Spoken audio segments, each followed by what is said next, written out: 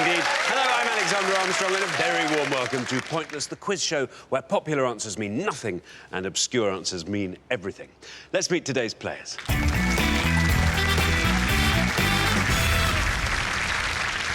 So first, we welcome back Sam and Lee. You were on the show last time. Everyone gets 2 shots to reach the Pointless final, and this is your second and final chance. Remind us how you did. Last time we got to the second round, only just missed out on getting to the head-to-head. Remind us what did for you. What was it? Category was on famous Toms. Famous Toms, yes. What are you hoping for today, Sam? Something on history or politics would be quite nice. History or politics? Very highbrow. Very best of luck to the pair of you. Next, we welcome Andy and Phil. How do you two know each other? We've been together for about 15 years. We had our civil partnership about 4 years ago, and we met at university. Many, many congratulations for 4 years ago. What are your subjects, Andy? You'll be amazed to hear this, but I'm quite good at food and drink. Films, certain kinds of sport, but not all of them. Very good. How about you, Phil? Well, food and drink again would be good. Geography. Geography is probably my best subject so far. Geography, eh? Very best of luck to the pair of you. Next, we welcome back Mike and Fran. You were on the show last time. Remind us how you did. Well, we were very pleased to have got to the head-to-head last time, but unfortunately we just didn't have that pointless knowledge about BBC News broadcast. That's normally my line. You just didn't have that pointless BBC News broadcast knowledge. You did incredibly well, though. What do you do in your spare time, Fran? I like food, anything to do with food, cooking it, eating it, watching it on TV. Love my celebrity chefs. Very good. What does Fran cook for you, Mike? No, she's away at university at the moment. In fact, it's the other way round. It tends to be I'm the sort of housekeeper these days since I retired. Hence the nickname. I mean, Fran has been known to refer to me as Cinderella on a number of occasions. Every time they go out shopping or something like that, they seem to leave Dad behind to do the housework and cook the dinner. Well, very best of luck to the pair of you. And finally, we welcome Maxine and Matt. How do you two know each other? We're married. Been married for just over 6 years. And we first met about 10 years ago in a pub in Manchester. What would you like to come up this afternoon, Matt? Probably TV or film or sport. One of those would be OK. TV or film or sport. We have 2 academics amongst our 8. We have Mike, obviously, and we also have Andy, who lectures in film and media. Little bit scary. Yeah. I just mentioned that in passing. Sharp intake of breath from the assembled company. So, yes. What's your film and media and TV there, maybe Matt? Sport, I think, yeah. Be careful what you wish for. Maxine, how about you? I'm thinking very lowbrow would be good for me. None of the highbrow politics. Geography is a no-no as well. Very good. Well, very best of luck to you. We'll find out more about all of you throughout the show. There's only one more person left for me to introduce. He sits in the crow's nest of obscurity, shouting, "Facts ahoy!" He's my pointless friend. He's Richard. Hello.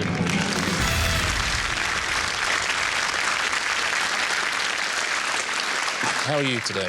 I'm very well, thank you. Good. I bumped into someone this morning who watched the show, and she said to me, what is Alexander like? And as always, I lied. I said he's very nice. But she said, do you know who he looks exactly like? George W. Bush. George W. Bush? George W. Bush. She says he's the spit of George W. Bush. George W. Bush? A touch of the Bush about you. Are you saying I have a folksy charm? Yeah. Yeah, why not? That's a nice way of putting it. Yeah. A folksy charm. Yeah. We've got two returning pairs today, both of whom are very strong, actually. I think it's going to be a very good game today, and I didn't realise we had a media intellectual on our midst as well. That's a terrifying thought. Isn't it? Let's make sure we do everything correctly and watch the subtext of what you do as well as the text. Don't leave yourself wide open to a Marxist interpretation of your role as a game show host. OK? OK. Because you're not going to come out of that well. No. OK, Richard, thank you for that. No, it's an absolute pleasure. Thanks for the heads up. OK, now, we put all our questions to 100 people before the show, but this is pointless, so we are after the obscure answers that they didn't get. Now, what everyone's trying to do, of course, is find a pointless answer. That's an answer that none of our 100 people gave, and each time that happens, we will add £250 to the jackpot. Now, nobody won the jackpot last time, so we add another £1,000 to that, so today's jackpot starts off at £5,750. Right, let's play pointless.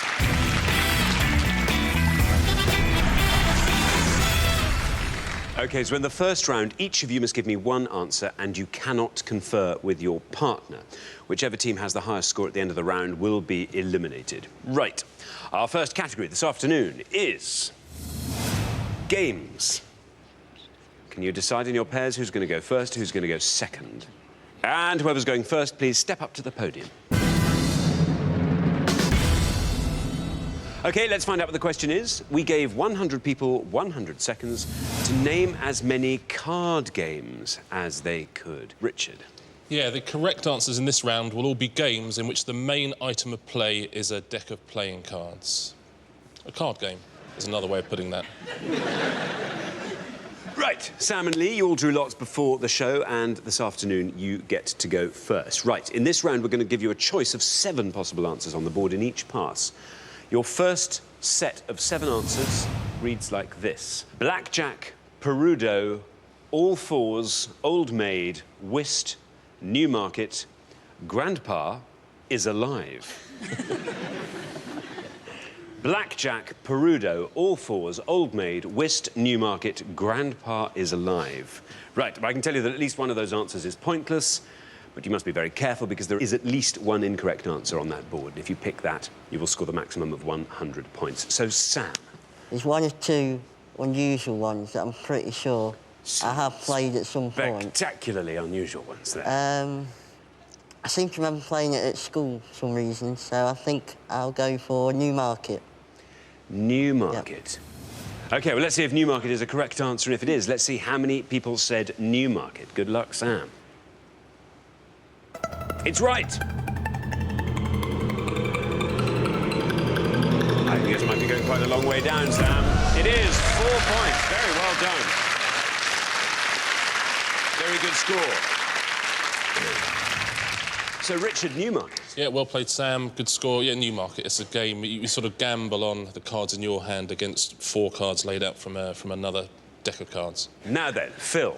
Do you play a lot of card games, Phil? Not massively, no, but I have played Newmarket, which was the one I was going to pick. So it's a choice between maybe trying to find something a bit more obscure or going safe and hoping Andy can pull something out of the bag. So I'm going to say Whist. You're going to say Whist. Oh, and wistfully as well. Yeah. Very clever. There it is, 3 up from the bottom. Whist. I think we know it's correct. Let's see how many people said it. Whist. It's correct. Not bad, 31. 31, so that's not a bad score at all. So Whist scores 31, Richard. Yeah, better than a wrong answer, so good answer. It's a fairly basic trick-taking game. Knockout Whist you can play as well. OK, very well done, Phil. Now then, Mike. Remember, we are looking for card games. I'm very tempted by 2, which I think could be pointless. I'm going to stick with one that I'm pretty sure I remember playing with the children, which was Old Maid. Old Maid. Well, let's find out. Let's see if it's a correct answer, and if it is, let's see how many people said Old Maid. Good luck. It's right. Very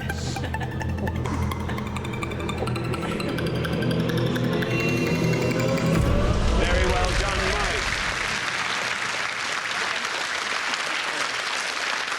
Very well done. Scores you 6, Richard. Yeah, well played, Mike. Old Maid, it's the game where around the table you have to put down pairs all the time, but there's only 3 queens in the pack, so whoever's left with the Old Maid or the Queen of Spades is the loser. Very good. Thank you so much, Richard. Matt.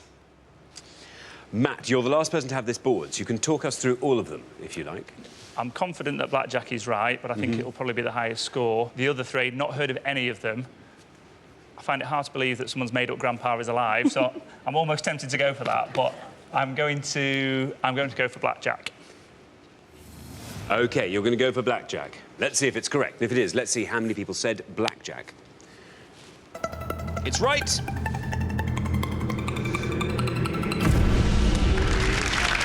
42. 42 points, Richard. Yeah, it's the biggest score on the board, actually, Blackjack. It's one of the most popular casino games, very similar to Pontoon or 21. Let's have a look at the rest of these. There's 2 incorrect answers there, and there's 1 pointless answer there. What do you think is pointless? Perudo, I know, is a dice game. Perudo is a dice game, yeah, or Liar's Dice, it's sometimes called. Grandpa is alive. It's the most stupid Stupid name for a game, but why would you put that up if it weren't a card game? It has to be a card game, in which case all fours must be the wrong one. You're 100% wrong. It's, Grandpa is Alive is actually a cocktail, a mixture of Kahlua, amaretto and vodka. No wonder he's alive. Blimey. I'm amazed he is, actually. All Fours is it's a 17th century card game. It was a pointless answer, so very, very well done if you got that. OK, well, thanks very much. We're halfway through the round, so let's take a look at the scores. Sam and Lee. What a fabulous low score there. 4 points for Newmarket. Very well done. Now then, Mike and Fran, 6. Fabulous answer there from Old Maid. And then we come to Phil and Andy, 31. Beginning to look quite a high score there. But then Matt helped you out by saying blackjack, which was a bit of a lifeline for you. So, yes, Matt on 42. Maxine, you're going to have to answer as cannily as you can on the next pass. OK, we're going to come back down the line. Can the second players please take their places at the podium? OK, we're going to put 7 more answers on the board. We are looking for card games, remember? And we have got Pinochle, Bridge, Baccarat, Jack in the Pulpit, Canasta, Rummy, Go Fish. One more time. Pinochle, Bridge, Baccarat, Jack in the Pulpit, Canasta, Rummy, Go Fish. Now, again, I can tell you that at least one of those answers is pointless and at least one of those answers is incorrect. Pick an incorrect one and you will score 100 points. So then, Maxine. Well, I'm torn because answers that I think might be pointless, I'm sure probably a lot of people have heard of. So there's 2 that I'm thinking, will I go for? Oh, I'm going to go for Baccarat. You're going to go for Baccarat? Yeah. There's no red line for you because you are, I hate to say this, you are the high scorers. Let's see if Baccarat is right. And if it is, let's see how many people said it. Baccarat. Well done, it's right. Look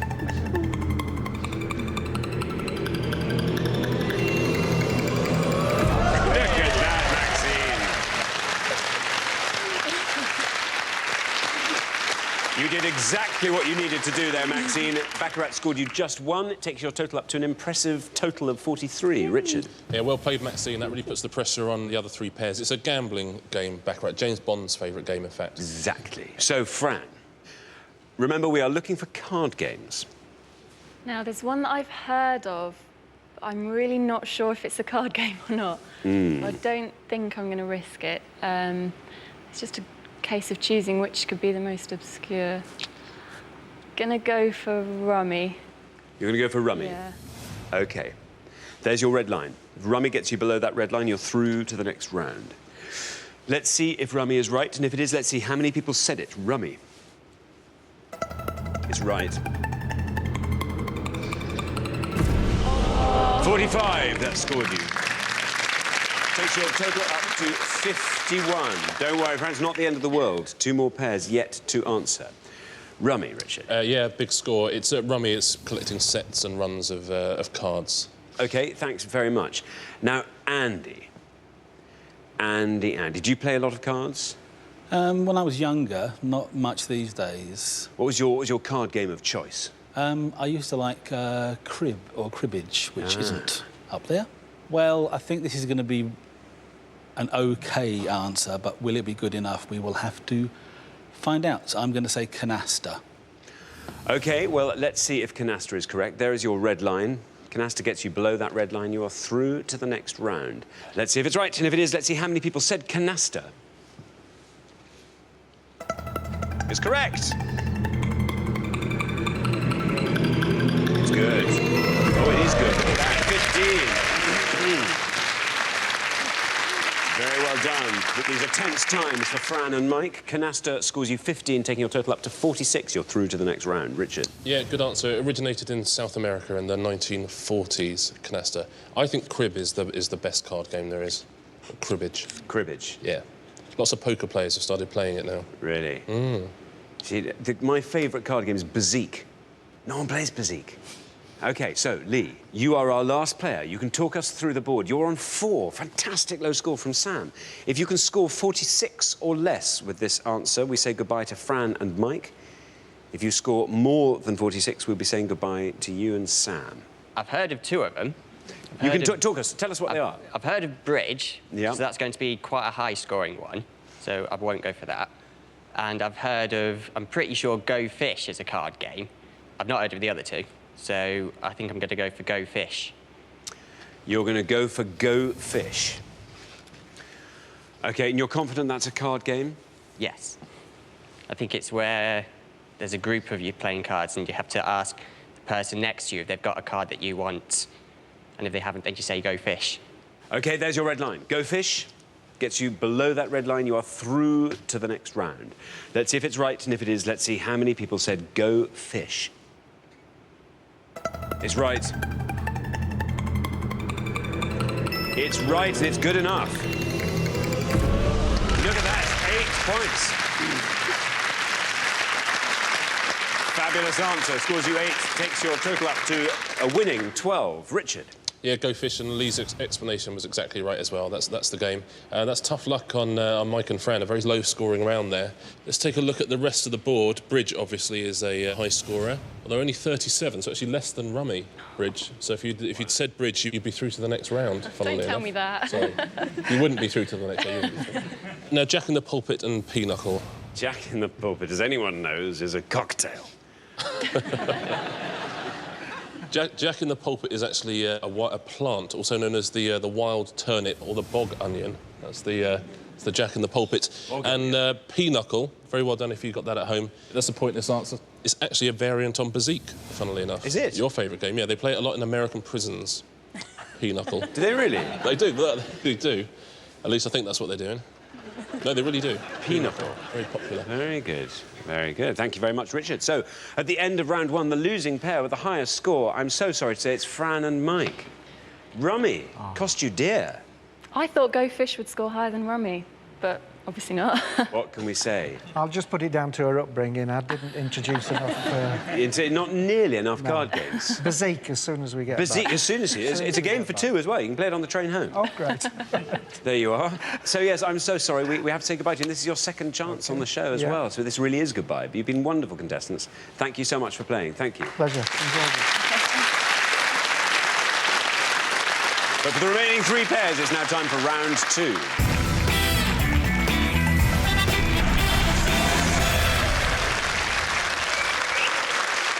Now, obviously, there's only room for 2 pairs in the head-to-head, so one of you 3 teams will be leaving at the end of this round. Try and make sure it's not you. The category for round 2 is history. Can you all decide in your pairs who's going to go first, who's going to go second? And whoever's going first, please step up to the podium. So our round 2 question this afternoon concerns historical events and their years. Historical events and their years. Now, in this round, we're about to show you a list of events, all of which happened in the 20th century. We asked 100 people to tell us the years in which they occurred. Richard. Yeah, we're going to show you 6 events in each pass. Obviously, the more obscure the event, the fewer points you're going to score. If you give us an incorrect answer, you'll score 100 points. Thanks very much, Richard. So we are looking for the years in which these events occurred, all right? And here they are. We have the Beatles' She Loves You reached number 1. England won the Football World Cup. Man first walked on the moon. The Hindenburg airship disaster. Queen Victoria died. World War I ended. I'll read those again. The Beatles' She Loves You reached number 1. England won the Football World Cup. Man first walked on the moon. The Hindenburg airship disaster. Queen Victoria died. And World War I ended. So, Lee. There's only one of those that I definitely know, and it's probably the most obvious one. So I think it's the one I'm going to have to go for, unfortunately. England winning the World Cup was in 1966. OK, well, let's see if that scores less than 100. England winning the World Cup 1966, you're going to say. Let's see if it's right. And if it is, let's see how many people said it.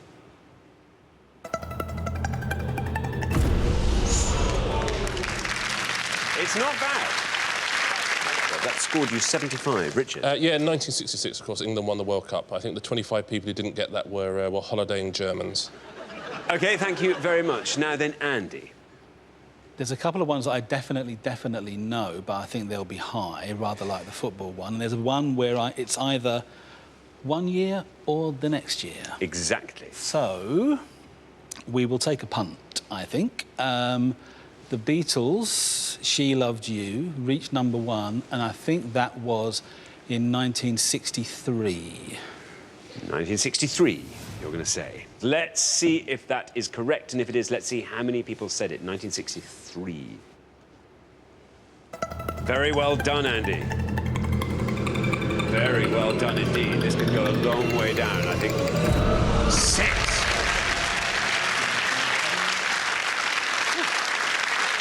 Excellent. Scores you 6. She Loves You, 1963. Yeah, well played, Andy. If it was a risk, it was a calculated one. Best-selling single of 1963, She Loves You.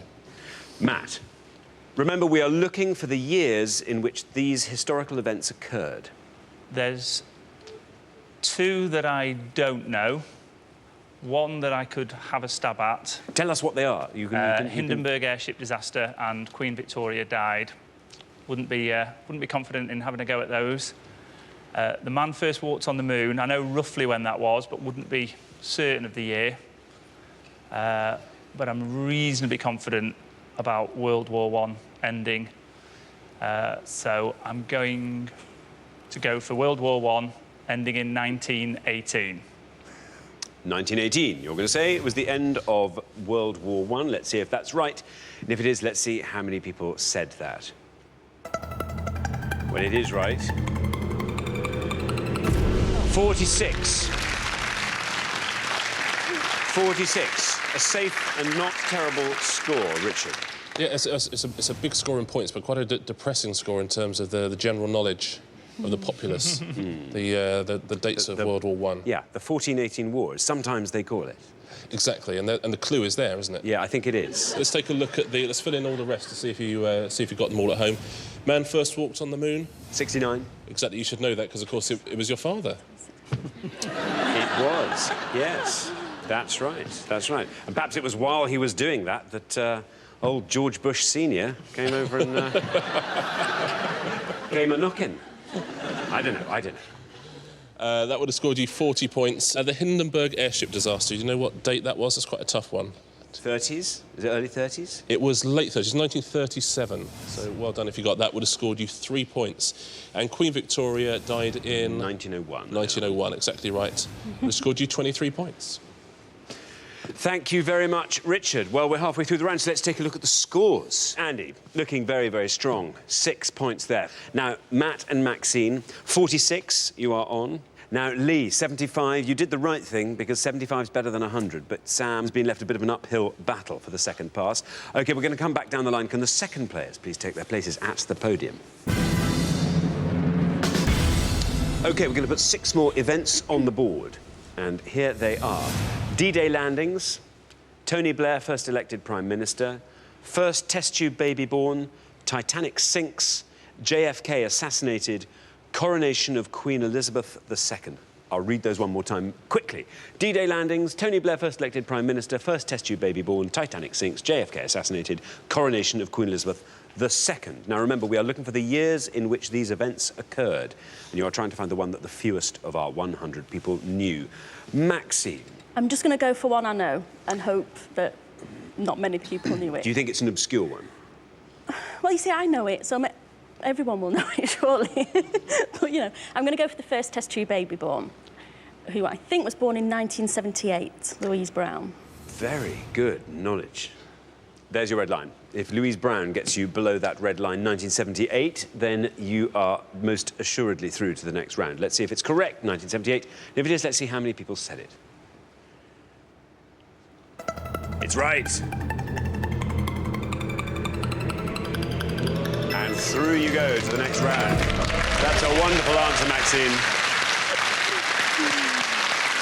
Very, very well done indeed. That scores you 4 and takes your total up to 50. Richard? That's brilliantly played, Maxine, exactly right. 1978, and Robert Edwards, who developed the treatment, recently won the Nobel Prize. Phil, you are on 6 points. If you can score 68 or less with this answer, you're almost definitely through to the head-to-head, and we will be saying goodbye to Sam and Lee. Remember, we are looking for the years in which these historical events occurred. What do you think? What's that board looking like to you? Well, there are some that I definitely know, and it's whether that many people will also know them. I think I'm going to go with the Titanic. I think it sank in 1912. 1912, Titanic. Let's see if Titanic can get you below that red line and through to the next round. How many people said 1912? It's correct. There, well done. Very well done indeed. That scores you 49, takes your total up to 55. Richard. Yeah, it's a big score. More people know when the Titanic was sunk than know when the First World War ended, which I guess is the power of movies. Power of film. Yeah, probably. Exactly. Had Celine Dion sung the soundtrack to the First World War, it would all be very different. It would have been over a lot quicker, wouldn't it? Everyone would have gone, you know what? We'll leave it. Yeah. Sam and Lee, I hate to say this, but the writing is not only on the wall for you, it is in red. Your 75 score is already the high score before you've given your answer, Sam, which is a real shame, because I have a feeling this could be quite a strong round for you. I think I'm going to go for the D-Day landings, which was the 1944. 1944 D-Day landings, you're saying. Let's see how many people said that. No red line, I'm sorry to say, for you, because you will be leaving us come what may. But you're saying 1944. Let's see how many people said that.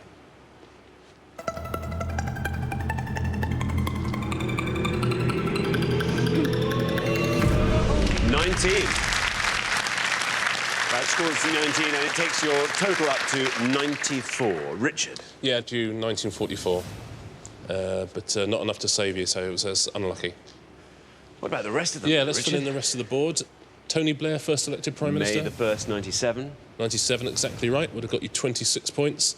JFK assassinated. 1963. 63 is exactly right. 23 points. And the coronation of Queen Elizabeth II. 1953. 1953, exactly right. That scored 18 points. So the test tube baby was the best answer on the board there. Very, very good answer, Maxine. Well, thanks very much, Richard. So at the end of round 2, the losing pair with the highest score, I'm so sorry, it's Sam and Lee. And what in history being your subject and all, Sam? Well, we came and enjoyed the experience, and that's what matters at the end Well, of the it is day. what matters, but it's been lovely for us as well. What would you have liked to have come up other than history, which it belatedly did? Possibly something sort of current affairs, maybe something like that. Yeah. Perhaps. Well, thanks very much for playing anyway. You've been great contestants. Thank you.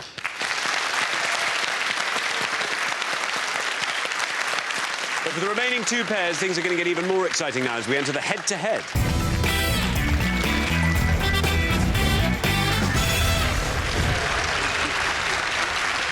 So, very well done. Maxine and Matt, Andy and Phil, you've made it through to the head-to-head. Now, clearly only one pair can make it through to today's final and play for the jackpot, which, in case you'd forgotten, currently stands at £5,750. Now, you're going to go head-to-head on the best of 3 questions. For each question, each pair needs to give me just one answer, and you are now allowed to confer. All you have to do is come up with an answer that scores less than the other pair to win that question. And the pair who get the best of 3 will be playing for today's jackpot. OK, let's play Pointless.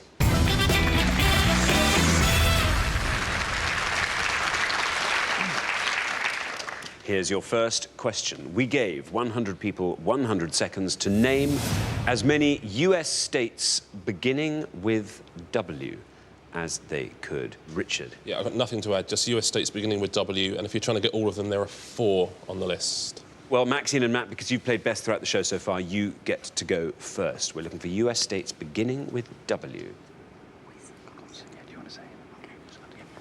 OK, Yes. we have an answer. Yes, we can think of 3 of them, and we're going to go for Wisconsin. Wisconsin. Yeah. Wisconsin has gone. Andy and Phil? Well, if there's 4, that probably leaves Wyoming, Washington, and another one. Do you know that one? I suspect Wyoming. Well, I'm wondering if Washington, because people might think Washington, D.C., but it's not a state. They might... You choose. Washington. Washington. OK. We have Wisconsin and we have Washington. In the order they were given, Maxine and Matt said Wisconsin. Let's see if it's right, and if it is, let's see how many people said Wisconsin.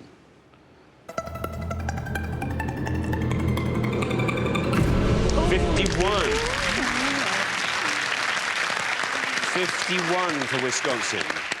What are you thinking? Higher than I thought. You're hoping a bit lower than that, maybe? Thinking we should have gone for Wyoming is what we're thinking. Andy and Phil went for Washington. Will your logic pay off here, Phil? OK, let's find out. How many people said Washington?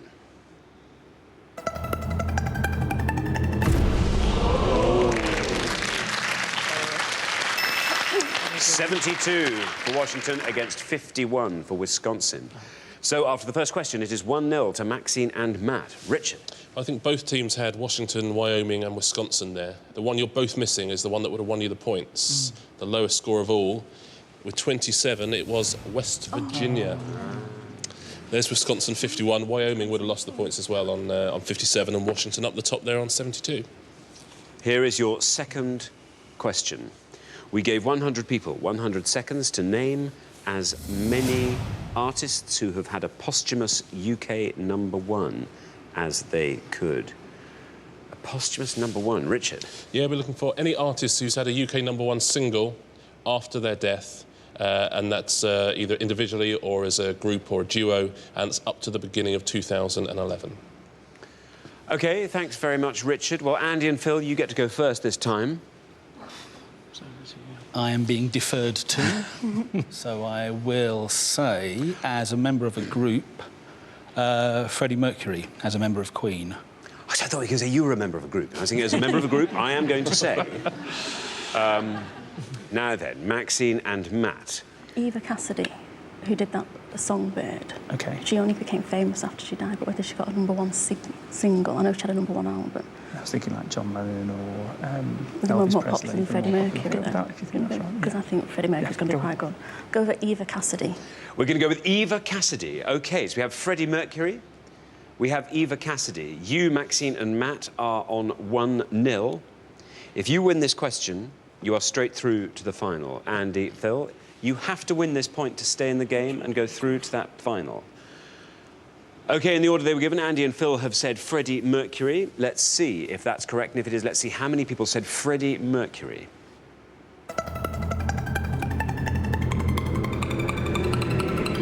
It's going to be a low score, I feel. Yep, 8 points. OK, Maxine and Matt, Eva Cassidy, you have said. Is it right? Eva Cassidy. How many people said it, and is it correct? It's right. Ooh. This is going to be interesting. Down it goes. Oh, down it goes to 2.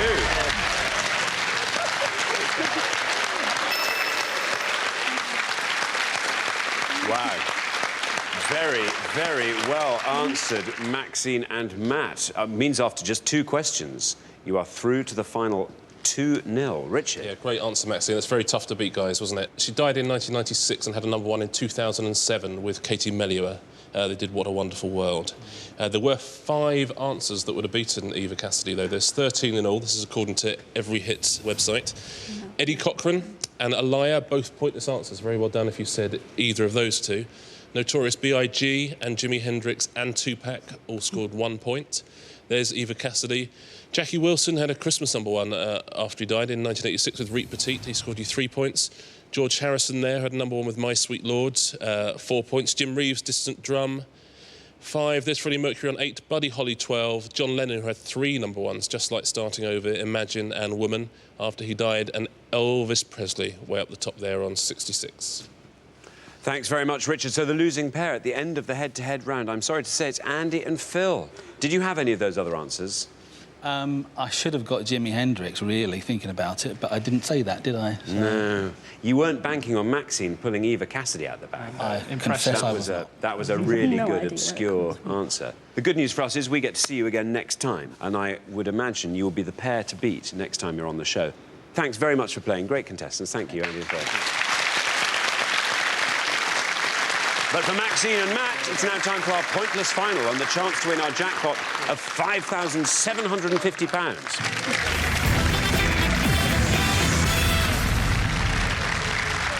Well, many congratulations, Maxine and Matt. You fought off all the competition and you have won our coveted pointless trophy.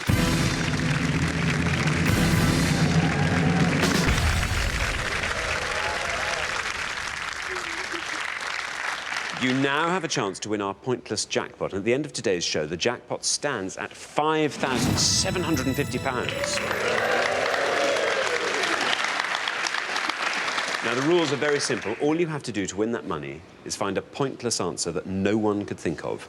Now, we haven't had any pointless answers on the show today. You only have to find one now to go home with that money. First, though, you've got to choose a category, and you can choose from these 3 options. Cycling, politics, words. It's going to have to be words. Words? Yeah. Do you speak languages? I speak English. Speak English? that could come in handy. Right. We're going to have to go for words because... We're going to have to... Lesser of 3 evils, yeah. we're going to have to go for words. You say that. It might be the best category you've ever picked. It could be. Right, OK, you're going to go for words. Right, well, there's no putting it off any longer. Let's see what that question is. We gave 100 people 100 seconds to name as many words ending in O-U-D as they could. Richard? Yeah, we're looking for any words from the Oxford English Dictionary that end O-U-D. We won't accept hyphenated words or proper nouns, but any word ending O-U-D, there are 30 of them in the Oxford English Dictionary. There is a word itself, O-U-D, which is a type of lute, but we won't accept that in the unlikely event you were going to come up with it. Wow. OK, you now have up to 1 minute to come up with 3 answers, and all you need to win that £5,750 is for just one of those answers to be pointless. Your 60 seconds start now. Quite quickly, aren't they? So things like loud, cloud. and easy. Yeah. What about words that are joined like over loud? Oh, is that like one word? Yeah, I think that'll be over loud. So yeah. over loud. Can you think of any? Can I think I of can only any? think of. I mean, I don't even know if over loud's a word. I think I might have made that up. Over loud. Cloud. You just want to go through the alphabet. Bowed, cowed, down. I'll have to go for loud if I can't think of over loud, loud, and under loud. Can you think of I can't think of any others. So... The only thing is when they show us the pointless answers, we're going to know them all. Yeah. I'll go for over loud. Over loud. Cloud. And loud. We'll have to... What, under cloud? Is that a word? I don't know. 5 seconds left. Well, let's go for cloud. There is your minute up. I'm looking forward to this. So, what are your 3 answers? We were looking for words ending in O-U-D. I now need your 3 answers. What are they? I think we decided on cloud. Mm-hmm. Do we say undercloud? Undercloud, which we've made up. And over loud.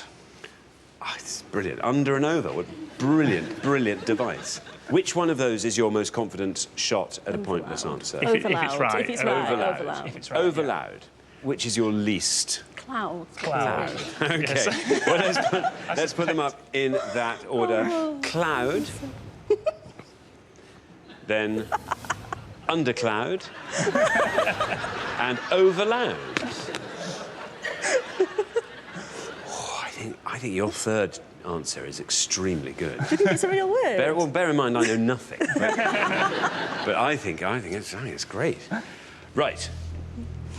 We were looking for words ending in O-U-D. This was your least confident answer. You only need to find one pointless, remember, to win that £5,750 jackpot. So, cloud is your first. I think it's right. Let's see how many people said cloud. It's right. There we are.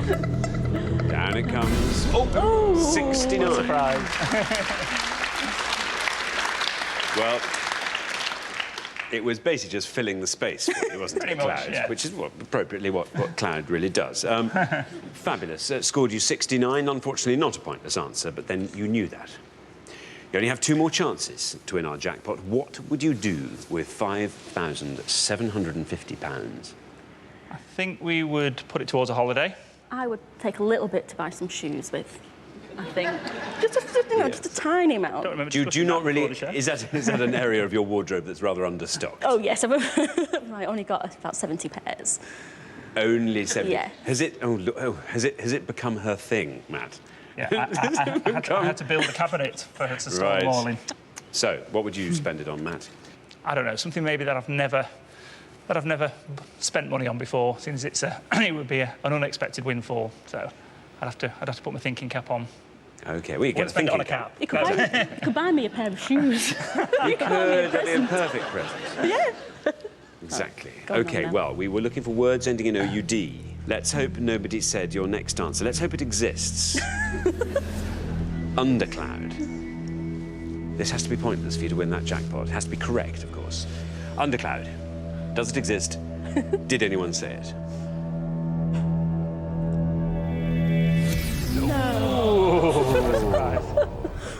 Well, you did make that word up in front of us, actually, so it would have been brilliant if it existed. OK, it's all down to this last one. You only have one more chance to win today's jackpot. Everything is riding on overloud. Overloud, there it is. As you said it, sounds like a word I've heard before. Is it a word that the OED recognises? Did anyone remember it? We're looking for words ending in OUD. This was your most confident answer, overloud. If this is pointless and exists, you will be leaving here with £5,750. Overloud. Let's have a look. It's right. It's right. Your last correct one went down to 69. You've already beaten that. This is going a long way down, I think. Overloud. It's your last shot at the jackpot. Is it going to do it? Yes, it is! Very well done. That's brilliant. Well done. Superb. Very well done.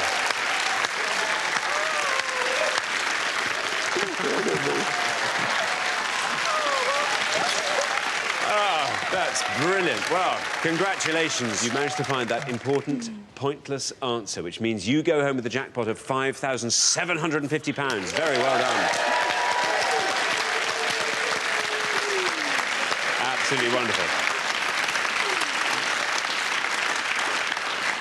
So, Richard. Brilliant. That's the way to do it. Overloud obviously just means excessively loud. You weren't a million miles away with undercloud either, because overcloud is a pointless answer.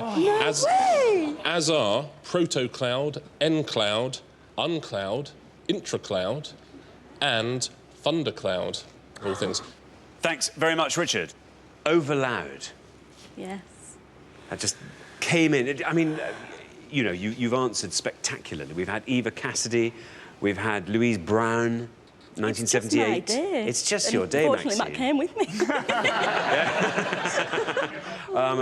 Well done. Many, many congratulations to you once again. Maxine and Matt, who go away with today's jackpot of £5,750. Join us next time when we'll be putting more obscure knowledge to the test on Pointless. Meanwhile, it's goodbye from Richard. Goodbye. And it's goodbye from me. Goodbye.